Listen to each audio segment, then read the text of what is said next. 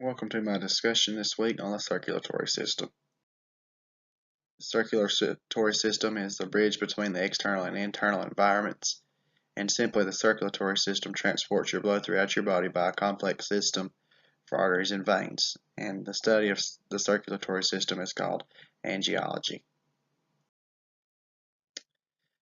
The heartwork serves as a pump and a network of tubes throughout the body to transport the blood as well as removing waste substances from the cells. So as the heart pumps, it transfers blood through the veins and arteries, which allows our bodies to work and move every day, obviously.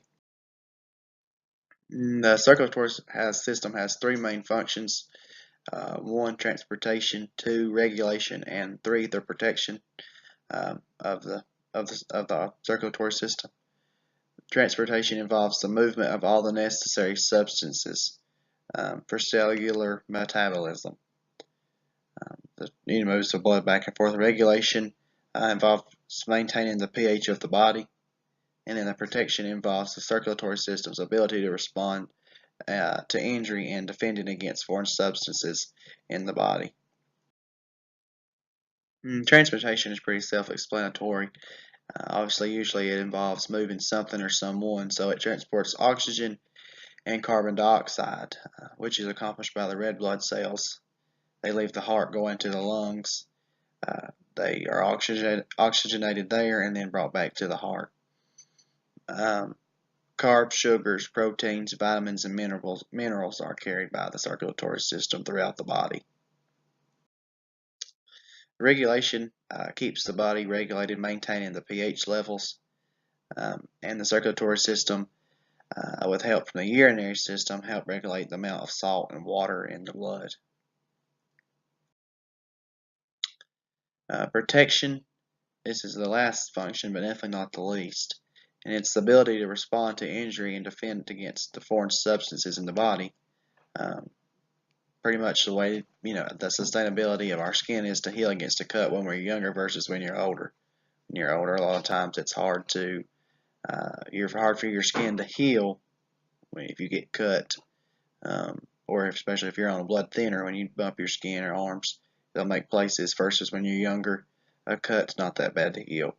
And then, for the lack of better terms, protection is how well the circulatory system can bounce back from an injury. The erythrocytes, or red blood cells, are tiny biconcave discs that lose their nuclei before entering the bloodstream, and their primary function is to transport oxygen and carbon dioxide. The oxygen is carried by the hemoglobin in the red blood cells, and the hemoglobin is what gives the red blood cell its color, because there is an amount of iron in the hemoglobin, which gives it the red tone. They're the most numerous of the blood cells, and their life expectancy is of about up to 120 days. The leukocytes are your white blood cells, and hence the term leukemia, which means when there is an extreme amount of white blood cells in the blood. And they're spherical cells that contain a nuclei of varying shapes and sizes. Their primary function is defense against infection in the body, and what's interesting is they can even leave the blood vascular system to fight infections in the tissues of the body. If they move from the vascular system into the tissues, they move through the walls of the capillaries in a process called diapetesis. Again, you can see that these are your white blood cells in the picture. They're probably not this white in reality, but in the picture it separates the red blood cells from the white. And there's an example. The leukocytes are subdivided into 5 kinds of blood cells. And then they are divided into 2 categories by their characteristics. And number 1 being the granulocytes, which contain small granules within the cell, hence the name. And then agranulocytes do not contain granules in the cell. Granulocytes include neutrophils, eosinophils, and basophils, and then a granulocyte is lymphocytes and monocytes. You can see in the diagram how the basophil, the neutrophil, and the eosinophil all have granular-like substance in the center, or in the cytoplasma. And then the agranular, obviously, you see it doesn't have the little pieces of granules in the cell. The lymphocytes are important in the body's immunity, including producing antibodies which help fight against infection, disease, sickness, what have you. We have to have antibodies in our bloodstream to help fight against those situations, which is why it's important to have an extremely healthy immune system. The basophils, which are here, help prevent blood from clotting while they're in the vein or the artery, either one. They help blood to flow smoothly. Now we'll see in the next few slides where there is platelets which help the blood to clot if need be. If there's a deep cut or a cut period, the blood will clot, or is supposed to clot naturally by the platelets to keep you from losing blood until you can get to the doctor to stop the blood flow. Here's the platelets. The platelets or thrombocytes are the smallest of the blood cells. They're irregularly shaped, and they're produced in the red bone marrow. And again, their primary function is to help form clots in the walls of broken blood vessels. Broken blood vessels is no more than a cut on your skin, internal bleed. They're supposed to clot if they're working correctly. And as you can see here in the picture, here are the platelets. They're not red, they're not white, they're an off color. Definitely can't confuse these platelets with plasma though, because plasma is a pale yellow. And then in the diagram, they're just using a different color to recognize each cell. The plasma is the liquid part of your blood, and the plasma contains 92 to 95% water, and then some dissolved components. And those dissolved components include blood proteins, inorganic salts, nutrients, wastes, and enzymes. Now we know that waste are carried out of the system by the circulatory system and by the urinary system. We can carry waste out of the body because obviously we do not need wastes in our body. The plasma is a pale yellow color, and it makes up about 55% of the volume of the blood in the body. So over half of the volume of the blood is plasma. And as we've seen, not this past week, but the week before in our discussion, Dr. Charles Drew is credited with separating plasma from the blood itself in order to send blood across seas to wounded soldiers during World War II. That way he can send plasma to the soldiers safely. This process, when we separate plasma from the blood, the red blood cells and the white blood cells, that is, it's called blood fractionation. And Dr. Drew was able to perform this by the development of the centrifuge, which is putting the blood in a tube and spinning it very fastly, for the lack of better definition. When you spin it very fastly, the blood separates from the red blood cells, the white, and the plasma, and then the plasma was sent overseas to help the wounded soldiers that had a severe amount of blood loss. Here in the picture, you can see that again, 55% of the blood is plasma. It's this pale yellow color. And then you can only see, and what's interesting is that the white blood cells are only count for 1% of the blood volume. The rest is either red or the plasma. Here you can see that we have the artery here, and then this diagram is just showing plasma, and then the red blood cells, and then it's got the white blood cells and the platelets. Again, plasma makes up over 55%, or 55%, which would be over half of the blood volume in the full mature body. The structure of the heart. Cardiology is the study of the heart. Hence the term cardiologist, which would be a doctor who studies the heart. And as we already know, the heart is a muscular pump, and it's about the size of both your hands clasped together. And it is located in the thoracic cavity. And more precisely, it's located in the mediastinum, which is no more than the space between your lungs. Most people know that the heart is divided in chambers, but what they don't know is the names of the chambers and how they work. The heart has 4 chambers: the right atrium, the left atrium, the right ventricle, and the left ventricle.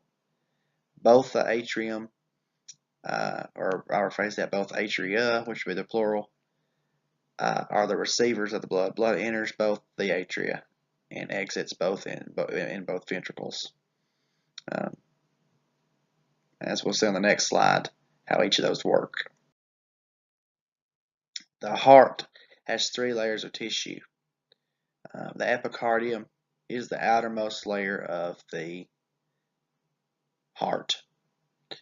The myocardium is the middle layer, and this is the muscular layer, and that is here. This is the muscle around the heart.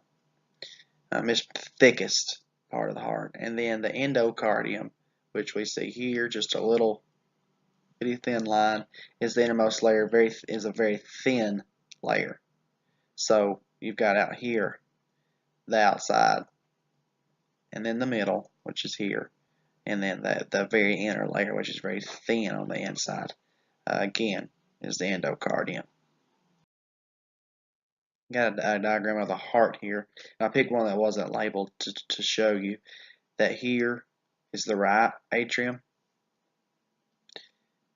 This is the left atrium, the right ventricle, and the left ventricle. And if we draw this diagram, we can separate the heart into 4 chambers. Again, the right atrium, the left atrium, the right ventricle, and the left ventricle. This is where blood enters the heart and blood exits the heart here in both of the ventricles. When the heart pumps, it produces 2 systems of circulation.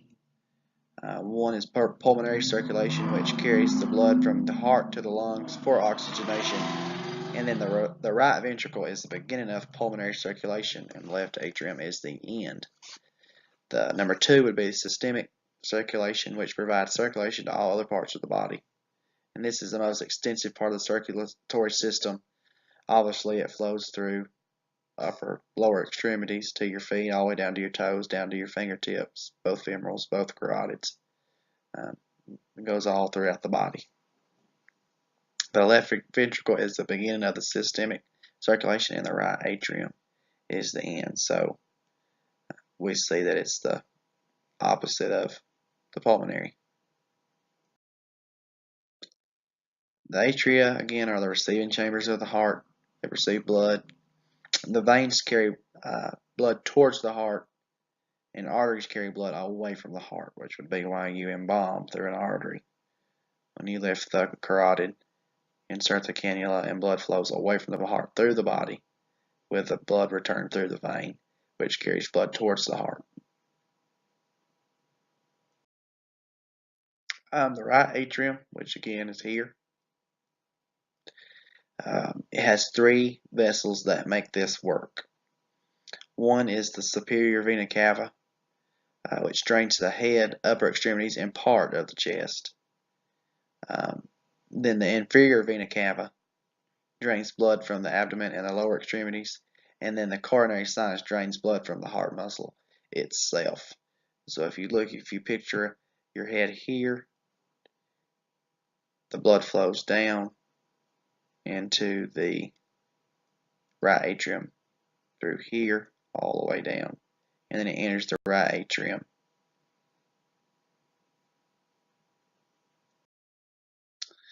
The right ventricle has one large vessel which exits the chamber, and it's called the pulmonary trunk, or just the common pulmonary artery, which carries the blood towards the lungs for oxygenation. The left atrium and the left ventricle the left atrium has 4 vessels entering the chamber, which are 4 pulmonary veins that serve to return blood from the lungs to the heart. There are 2 veins connected to each lung, so that makes 4, 2 going in your right lung, 2 going into your left. And then the left ventricle has 1 large vessel exiting the chamber called the aorta, or the ascending aorta, which carries the blood to all parts of the body as part of the systemic circulation. So when we get an autopsy in, the ascending aorta is raised most of the time if the medical examiner's office did not cut it during the autopsy. You're able to raise that ascending aorta, or just the aorta, and embalm completely the bottom part, or the bottom half of the body, if it's not cut. The atrial septum separates the left and right atria. The ventricular septum separates the right and left ventricles. Those are pretty self-explanatory. Atrial septum is to obviously separate the atria. Then the ventricular separates the left and right ventricles. Here's where it's a little confusing. The right atrioventricular system separates the right atrium and the right ventricle. So it separates both right sides in the middle, one on the top, one on the bottom.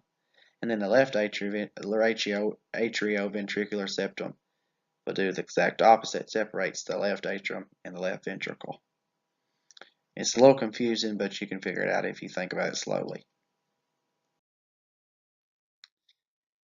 In the right atrioventricular system is a valve called the tricuspid. And the tricuspid is divided into 3 cusps. As an example in the book, the cusp is like a parachute, which is here. You have the parachute, then you have the cords connecting the parachute, which are here, and then you have the little man, which would be here at the bottom. And forgive my drawing with a mouse, and you have him holding on. The little man represents the papillary muscles. With the cusp being the parachute, the connecting cords are the chordae tendineae, and then lastly, the man at the bottom again is the papillary muscle. So when the heart contracts, the cusp close and open. The chordae tendineae prevent the cusp from opening backwards. So when the blood comes down, the cords, which are here again, which is what the little man's holding on to connect the parachute, prevent the valve from opening backwards and allowing blood to flow back up. So he keeps it pulled tight, or the papillary muscle, that is, keeps it held tight. Again, the papillary muscles hold those cords into place. In the left atrioventricular system is a valve called the bicuspid mitral, or the left atrioventricular valve. Probably the most common would be the mitral valve. And this is again in the left atrioventricular system. And this is slightly different structure, but it is ideally works the same way, just on the opposite side. The pulmonary semilunar valve is the valve at the exit of the right ventricle and the mouth of the pulmonary trunk. It is made of 3 cusps, and they allow blood to flow away from the heart, but prevent it from blowing back up to the heart. And then with the name, it gets its name. When the cusps are filled with blood, it resembles a half moon. So when the blood flows down through the pulmonary trunk, exiting the right ventricle, the pulmonary semilunar valve closes and prevents the blood from flowing back up. So it keeps the heart pumping and blood flowing the way that it should. The aortic semilunar valve is the valve at the exit of the left ventricle into the mouth of the ascending aorta. Its function is identical to the pulmonary semilunar valve, just again on the opposite. It's on the left ventricle at the opening of the ascending aorta, or just the aorta that exits the heart and pushes blood down to the rest of the body. When the heart pumps, it pumps through a cardiac cycle. And the cycle involves two main stages, the systole and the diastole. The systole is the contraction stage of the heart. So when it contracts, an impulse is sent by the SA node, which is pretty much the same thing as a pacemaker. If the heart's not doing what it's supposed to, a pacemaker can be put in to send an impulse to let know that the heart node to contract. And then the diastole is the dilation phase of the cycle, or where the heart relaxes. And then an AV node sends the pulse down the ventricles, causing the chambers to expand, and the heart's release, and it relaxes. Tracing the blood flow, the blood enters the right atrium through one of three vessels, as we learned prior in the PowerPoint. It enters either the superior vena cava, the inferior vena cava, or the coronary sinus. Second, the blood will pass through the tricuspid valve into the right ventricle. The blood will then leave the heart, passing through the pulmonary semilunar valve into the common pulmonary artery. The common pulmonary artery splits into left and right pulmonary arteries going into the lungs. The blood is sent into the lungs to be oxygenated and then returns to the left atrium by the four veins, which are the four pulmonary veins. The blood then passes through the mitral valve in the left ventricle, and then lastly the blood passes through the aortic valve into the ascending aorta, pushing blood through the rest of the body all the way down and then back up the way it's supposed to work. So that would be tracing the blood flow entering the right atrium, exiting through the left ventricle into the ascending aorta, or just most commonly known as just the aorta. I hope you enjoyed my PowerPoint, and as I was looking for a quote or something at the end, I found this scripture which I thought went well. Above all else, guard your heart, for everything you do flows from it. And that can be took literally and figuratively. Hope you enjoyed.